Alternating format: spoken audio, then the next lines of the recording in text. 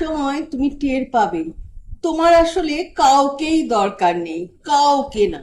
বারবার এলোমেলো হয়ে যাওয়ার পর পৃথিবীর প্রতি একরাশ অভিমান করে তুমি আস্তে আস্তে নিজেকে নিজেই গুটিয়ে নিতে শিখবে। মানুষকে নিয়ে প্রচন্ড আশা করে সেখান থেকে পাওয়া হতাশাগুলো থেকে তুমি একাই বাঁচতে শিখবে। আজ হোক কাল হোক তুমি শিখবেই। বারবার হোঁচট খেয়ে পড়ে যাওয়ার পরে একদিন তুমি টের পাবে তুমি কারো হাত ধরে ওঠার জন্য অপেক্ষা না করে নিজে নিজেই উঠতে চেষ্টা করছো। তুমি টের পাবে তুমি আর আগের মতো নেই। সেই প্রচন্ড রকমের ইমোশনাল অভিমানী, বেশি আশা করা এবং অল্পেতে হতাশ হয়ে যাওয়া সেই দুঃখ বিলাসী মানুষটা তোমার মাঝে আর বাস করে না। কষ্টগুলো, হতাশাগুলো তোমাকে বদলে দেবে।